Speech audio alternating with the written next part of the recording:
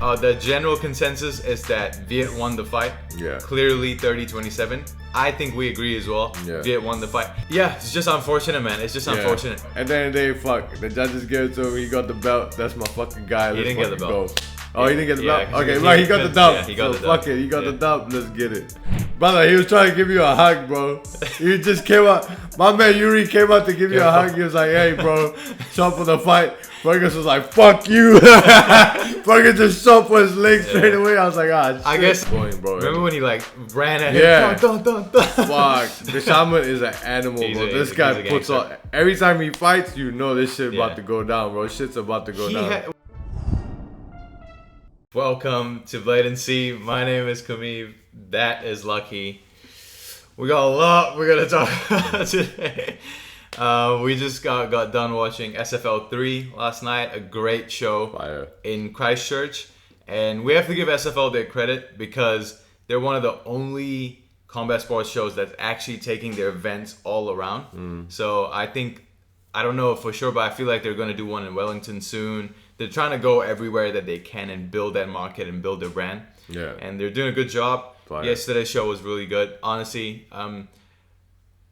all the fights pretty much ended in TKO, which is crazy, right? And with the only gripe I will have, no, I don't know if gripe is the right word, but the only thing I'll have to say. What the fuck is a gripe? I don't know. It's more like just the only thing I have to say. The wait times was crazy, man. Apart from the wait times between some of the fights, and I get it, it's a difficult event to run. But apart from the wait times, it was just every time there was a fight, it was fun as fuck. You know, and that's one thing SFL does very well from their first event up until now. Yeah. The third one, all the fights we're excited for. We know the guys. Number one, we know all the guys pretty much. And number two, the fights, the matchups they make is like very fan friendly. Yeah. But okay, enough with all the chatter. Let's talk about, you know, one of the biggest talks from yesterday's event. Yeah. Nikora Kingi won via split decision over Viet Anh. Yeah. Consensus, the general consensus is that Viet won the fight. Yeah. Clearly 30-27. I think we agree as well. Yeah. Viet won the fight. If you want to give Nikora the third round because he landed that, you know, hurt Viet a little bit, landed that knee, the body shots and stuff like that. If you want to do that, I can see it, but I still would have given it to Viet for control, submission attempts, offensive grappling. It's just unfortunate, man. It's just unfortunate. It was a good fight. Like, it was a really good fight. Viet definitely had very good control, like wrestling control over Nikora. Yeah. I think I mean, we all know, everyone knows, like he definitely won because he had the more control time. He controlled Nikora longer. Yeah. He was really good with the knee stomps as well. Yeah. Like, he actually started to hurt Nikora, and I was like, ooh, that's looking bad. He was hurting the knee, but then when you look at overall damage on the feet, Nikora definitely had more damage on the feet, but because his offensive wrestling, Viet's offensive wrestling was a lot more, definitely. Yep. So he obviously won. But at the end of the day, everyone's going after the fighters and saying, oh, this, that, and the third. Like, it's not the fighters' fault. It's the judges. Yeah. Right? If you want to blame someone. The fighters got in there and fought. And at the end of the day, they were. I know they were going in with a lot of heat with each other, right? But at the end of the fight, they were respectful, right? They were showing good sportsmanship to each other. Like, I guess they kind of. Like, whatever they had before, prior to the fight, it's kind of like it's done. It's done. You know what I mean? So, but the decision, you can't go after Nikora or whoever, like, you know, like the coaches, the teams. Yeah. Just because the decision made by the judges. You know what I mean? Even our own team knows that, okay, we actually did not win that fight. Even Mike Engolf had said that as well. I don't believe, like, definitely in. We did not win that fight. You know, Viet was hard done by. Yeah. But if anything, you got to look at the judges. Like, people. I'm not saying I'm the smartest, but people are fucking stupid. Yeah. Because how you're going after the wrong person. Like, if you're gonna go after anyone, it's the judges. Like, it's not like the fucking fighters is judging the fucking fights and scoring it for themselves. Yeah. And, you know what I mean? Can I say something? It's so unfair to see because that CSN post, right, that post of Nikora and Viet facing off is filled with so many like negative comments, and most of the comments are attacking CKB and some people are saying CKB paid off the judges and all that, and people are attacking SFL as well as if SFL has control over what the judges are doing. Yeah. You know, it's not fair. The judges are there. I'm not sure who sanctions the judges, but it's not SFL. SFL aren't the one, like, they're just hiring the service. They're not providing the service. Oh, okay. You know? So, I don't know how that works, but yeah. Yeah, so I'm sure Shuriken hires the same referees and judges from, like, the same sort of board or whatever, right? Yeah. So it's unfair. Like, I'm seeing comments of people, like, attacking Nikora, attacking CKB. Some people are attacking Viet as well, saying he didn't do nothing. Like, it's just unfair for people. Yeah. I get it. They're fans and whatnot, but then like you gotta chill out as well because, like I get it as fans, like you want to support your guy and whatnot, but when it gets to a point where it's getting personal, it's fucking stupid. It's stupid. Especially like the decision. Yeah, we get it. Like the decision is not the right decision.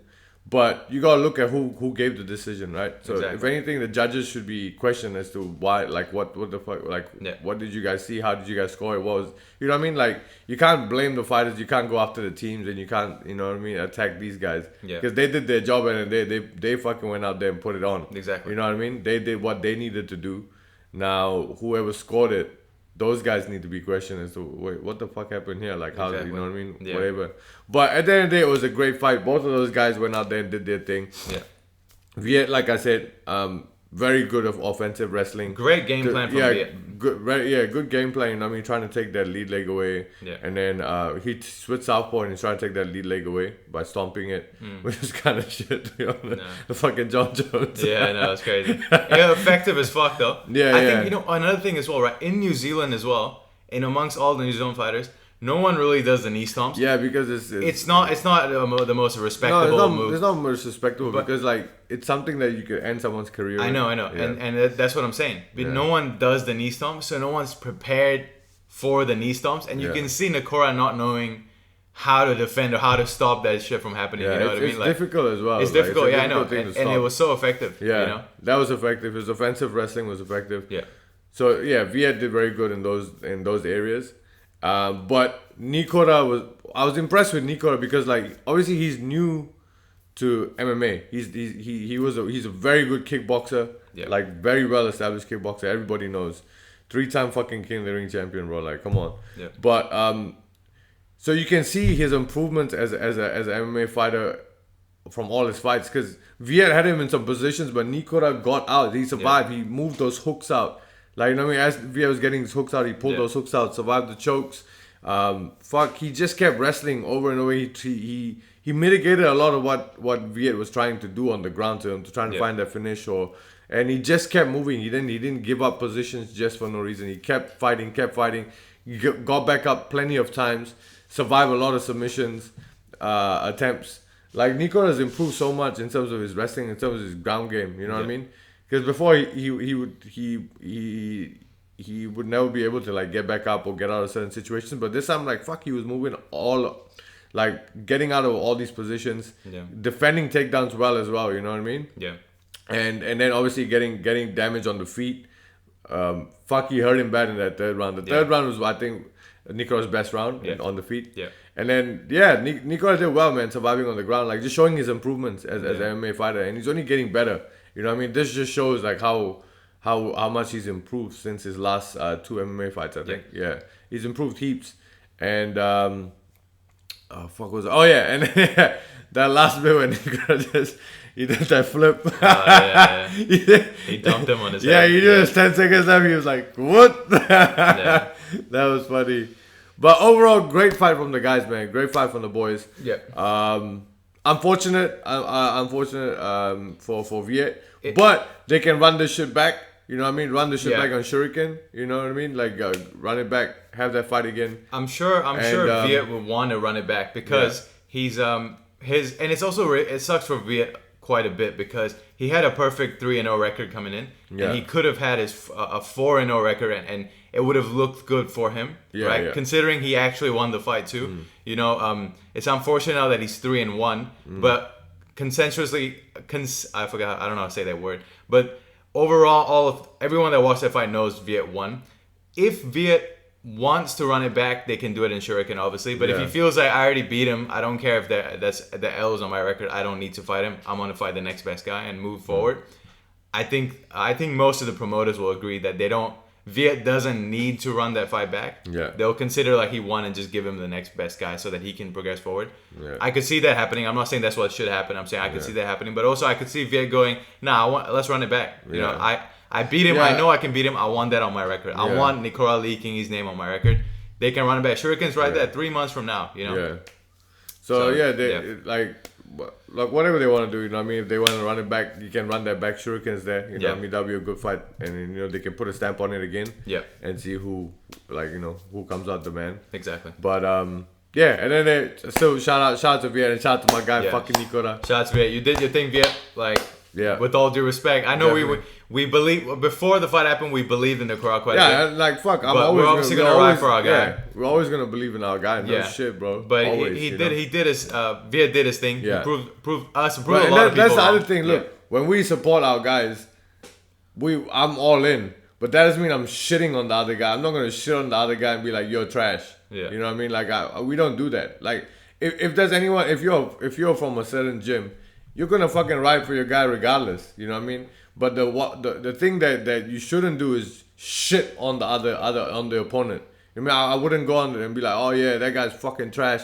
Our team guy is gonna fucking, you know what I mean, cook this dude. He's trash. He got no skills. You know what I mean? I'm not gonna say shit like that. You know what I mean? But I'm obviously gonna support my guy and be like, "Yo, he's gonna light him up. He's gonna get this dude." You know what I mean? Yeah. And that's with anyone. You should support your guy always. Your people. You should always support your people. So that's what I'm doing. I'm always gonna support Nikora regardless. And but at the end of the day, fuck, the judges gave it to him. He got the belt. That's my fucking guy. He didn't get the belt. Go. Oh, he didn't get the belt? Okay, right, he got the dub. Yeah, he got the dub. Fuck it, he got the dub. Let's get it. Okay. All right, let's move on. Congrats to Nikora and Viet. Yeah. Let's move on. Okay, now we'll start with the actual card from top to bottom. So it was main evented by Fergus Jenkins versus Yuri Anselmo. Yeah. I know Fergus had a original opponent. That guy pulled out, and then they scrambled and got this 5-1 guy from Brazil, I think. Yeah. Fergus did his thing, and he did his thing very well again, but the survivability of Yuri had to be respected. This guy survived like a month. His will to fight and not quit on himself is crazy. Insane. Yeah, because I would have given up very quickly, because Fergus did what he did in his debut on SFL as well, where he immediately jumped on the back and was strangling. He's so good at just getting into that position, man, right away. He's like Aljo. He just wants to get straight up. He is the backpack kid, straight up. He's fucking backpack, brother. Yeah, and Dora the Explorer in this bitch. He got Yuri's back for the most of the fight. He landed some ground and pound here and there, some punches here and there, but he pretty much schooled him on the floor from the position. He was trying submission attempts, and Fergus won the decision. Yeah, we're not the most craziest Brazilian jiu-jitsu expert, so I don't know what the technical stuff he was doing on the floor, but all I can say, overall, seeing it, he was doing real good, man. Like he won the fight. Every time he got in, like, he got that body triangle in, and he was hiding that body triangle as well. Like, as far as that leg, the hook, he'll bring it into the middle. So it's not on the side where you can kind of get your knee over and try and break the body triangle. So the body triangle is almost like in the middle, like almost on the belly. So it's so hard. You can't use your hands to pull because you're gonna get choked out. Because if it's on the side, you can bridge and try and get your knee under and try and break that foot. You know, because the foot is here. You can get your leg over and bring it up. But over here, it's like how you can't do anything. But Fergus he's fucking good on the ground. Like, I think was he a black belt? He's won all his fights by submission, I think. So far. But his ground game is insane. He's good on the feet as well. But but this was a last minute opponent, so obviously he played the game the way he needed to play to win it. So shout out to Fergus, man. Fucking dominant, super dominant as well. He won the SFL belt. But shout out to Yuri as well, because fuck, that guy survived, man. His fucking survival game is crazy. But fucking, I gotta talk about this shit. That third round. I don't know. I'm not trying to have a go at Fergus or anything, Brother, he was trying to give you a hug, bro. He just came out. My man Yuri came out to give you a hug. He was like, hey, bro, show up for the fight. Fergus was like, fuck you. Fergus just shot for his leg straight away. I was like, ah, shit. I guess it's like, you can't take any risks. You know, you don't know if this guy's gonna give you a hug and then fuck. Yuri was like, brother, thank you for the fight. On the third round, fucking Fergus just shot on him. But now overall, you still won that fight. Well done. Good job. Congrats to Fergus Jenkins. Let's move on to the Ultimate Badass Championship. Yeah. We got Dhcamad Armstrong fought Sonny Kirisome. Yeah. And I hope I pronounced his name right. I think it is Sonny Kirisome. Yeah. That's what I wrote in my notes. So if I wrote the wrong name, I'm sorry. But so Dhcamad won via decision. Yeah. Round one. Wait, who won round one again? I think if I'm not mistaken, I thought I thought Sonny Kirisome won round one, right? Yeah, it was relatively even. Yeah. But in terms of who, no, round two. Oh fuck. No, it was round one. It was very like slow because they were trying to figure each other out. Exactly. Obviously, they're heavyweights, right? Yeah. But I don't know. It could have gone to Kirisome. It could have gone to Sonny or Dhcamad because Dhcamad still had round one. Yeah. He still had those explosive He had those counters, right? His right hand and stuff like that. But I think overall, Kirisome landed the inside leg kicks. I still feel like maybe Kirisome could have. Yeah, you could say he kind of edged that one out round very one. Slightly. Yeah. You know what I mean? Even if they gave it to Dhcamad, whatever. Yeah. You know what I mean? Still, like, it could have gone to either person that first round. But then that second round, like, Sonny looks good. Like, let's say that. Let me get there first. Sonny looked fucking good. Like, he's very good. He has the skills in his tool bag. He got the skills. His feints are very nice. His distance is nice. He's got good kicks. But I think he just didn't have enough output. Like, you know what I mean? He was just there, but he wasn't doing anything with it. He would do some feints or he'll do a lot of feints. His feints is really good. His lead hand feint and thinks he's got good kicks. He has all the tools, like you said, but he's just not he didn't have the output. Yeah. You know? He wasn't putting out the output. And then Dhcamad in the second round started to pick up and get explosive with the hands and start landing those explosive shots. Yeah. Yeah, man, Dhcamad is fucking good, bro. Yeah. Once he realized that okay, Kirisome is just like, he's not doing much. Yeah. He was just throwing a lot of body kicks, but he was just probing a lot, moving, just stalking him a lot. Kirisome did a lot of body kicks, teeps, and his lead leg kicks to the inside. Yeah. He did that very well. He even threw a spinning back kick at one point. Yeah. Like, he started to get comfortable. He's very athletic as a heavyweight, to be honest. He's got very good potential, like a lot of potential. You know what I mean? Straight like, up. He's good. He just gotta find the output range, right? But Dhcamad, obviously veteran. Yeah. The guy been in the game, has plenty of fights. Straight up. And man, he started putting his combinations together, bro. Especially that third round, he's like, fuck it. Even in that second round, he was landing those right hands. Towards the end of the rounds, I think the last 30 seconds or so, he would start going, bro. Remember when he like ran at him? Dun, dun, dun. Fuck. Dhcamad is an animal, bro. This guy puts on... Every time he fights, you know this shit about to go down, bro. Shit's about to go down. Was it Nathaniel Tuteru that he fought on Arsenal X, or was it... that was SFL 1. Yeah. One of the most insane fights I've ever seen. Yeah, same. Heavyweights. And to think that Nathaniel was like 21 years old, 20 years old, is crazy. Yeah. And he fought Dhcamad and he went to war with him, you know? Yeah. Dhcamad, man, this guy puts on a fight every fucking time. This guy... Every time you see this name, I'm there, bro. Yeah. I'm there to fight. Yeah. I'm not there to fight. No. I'm not there to fight. I'm there to watch the fight. I'm not there to fight, brother. I don't none of that smoke. I don't know why the fuck I said that. That was my bad. It's on sight when I see you. Nah. But man, shout to these boys, man. They put it on, but Dhcamad, again, bro, this guy's an animal, man. This guy... Oh, he defended the belt, right? This is his defense, yeah. And they asked him if he wanted to fight again on the SFL 4. He's like, 100% I'm coming back to defend. And I'm 100% going to watch that fucking Straight fight. Up, yeah. And a fun fact about Dhcamad, his name is apparently, they're 8 siblings? 8 siblings, and it's all the letters of all his 8 siblings. Yeah, it's all the letters of 8. That's why his name is like odd. Yeah, that's why his name is unique. Unique. No, odd. Unique. I think that's why he's got a unique name. Yeah. It's Dhcamad. I'm like... It's Dhcamad. Dhcamad. Yeah, it's I'm like, it's like, it's like, how do you spell it? And then when they said that, the commentary team said that, I was like, oh shit. Okay, that makes sense. That's why it's like different. Like, it's not normal. It's not a normal regular name. Yeah. But shout out to Dhcamad and shout out to Sonny as well. Shout out to Sonny. Great, that was a fucking great fight. Yeah. Ultimate badass champion. All right, we'll now move on. We already spoke about Viet and Nikora. Now we'll move on to the fight before Viet and Nikora. Dane Edge versus Mitch Kelly. Ooh, that's a good fight. This is a pro fight. It was Mitch Kelly's pro debut. Yeah.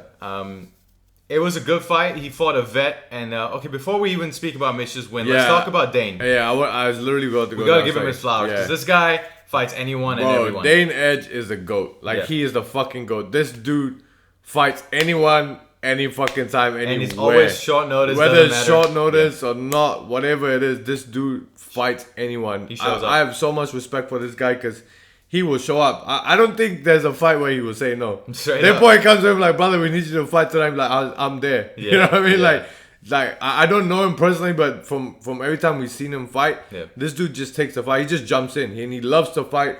And yeah, he might not get the result, but fuck all that. It's the heart. You know what I mean? It's the heart that he has to come in and just fight. You know, put it on the line and go for them and try and put on the show. You know what I mean? Yeah.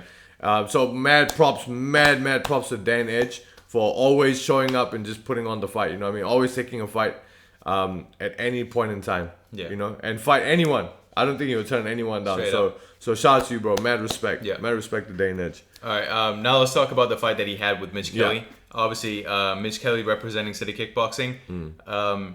Mitch Kelly's a fucking man. He's so good. He fought in one of the Oceania Championships or something like that, right? He won one of them amateur championships, the world championships. Mitch was able to. They started off really labored, to be honest. Like, they were quite distant, maybe a little kick here and there, and then Mitch was able to like shoot a double leg. Oh, actually no. Dane started to press Mitch against the cage. Like, he started to like back him up with a couple punches here and there. And when Dane's back was close to the cage, he just said fuck it. When Mitch's back was against the cage, Dane was like committing to a big punch, and Mitch said fuck it, I'm gonna double leg you. Yeah. He shot like a double leg under the punches, and then from then on, to be honest, the whole fight was pretty much on the ground. Yeah. A lot of submission attempts. He was trying to go for like a, I want to say a dar, maybe that's a different fight. I can't remember now. But like, there was a lot of submission attempts, a lot of ground and pound. Yeah. And same thing in round two. Dane came out a little bit more distant now. He was a little bit more like, all right, let me try and pace this a little bit and keep this on the feet. And then Mitch said, fuck it, we're going back to the floor. And he took him down straight. Yeah. Held him up against the cage, towards the cage. And let me say something. Dane's got really good defense on bottom on his back. Like, he's got really good defense. The knee shield was there. He was like constantly making it difficult for Mitch to progress on the ground. And then eventually Mitch said, fuck it, I'm just gonna stop punching you. And he just started landing a couple elbows, a lot of ground and pound.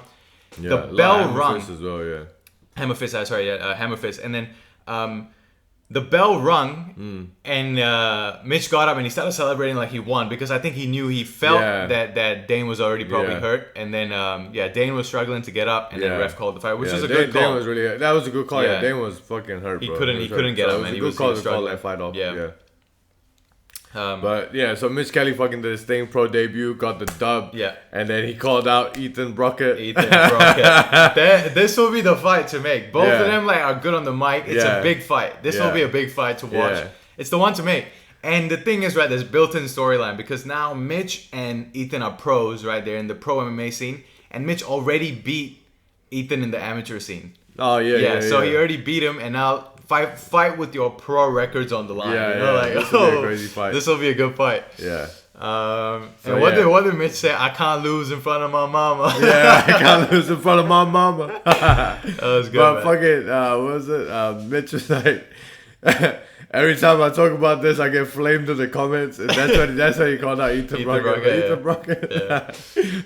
I think Mitch.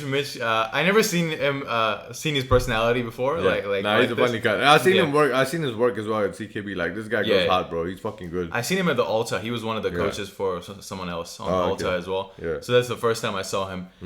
He's got good personality, good mic skill as well, like good confidence on the mic, you know, and so does Ethan Brockett. So this fight will be like a funny one. This will be a good fight. It'll be a good build up. It'll be a good build up. Mitch Kelly and Ethan Brockett, let's run it. All right, let's move on to Asliddin Jumanov versus Austin Halik.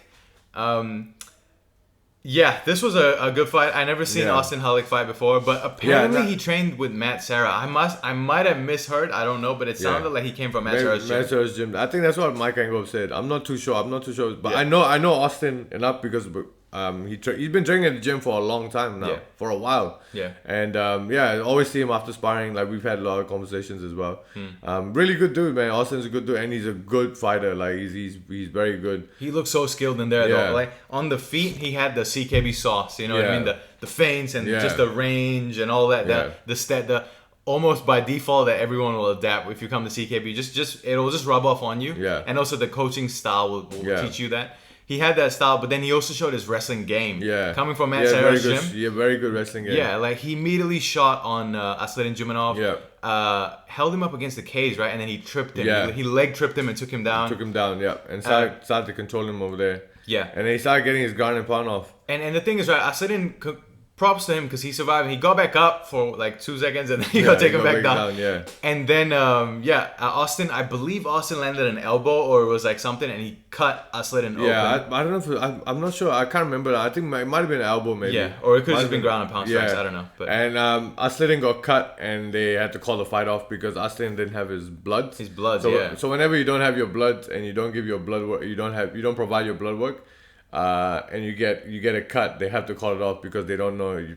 They don't have full confirmation as to whether you're healthy or not. Yeah. You're healthy or not because whenever like I don't know if most people know this or not, you have to give your blood work. So they do a hepatitis B, hepatitis C test and also a HIV test and all the fucking sexually transmitted diseases. Yeah.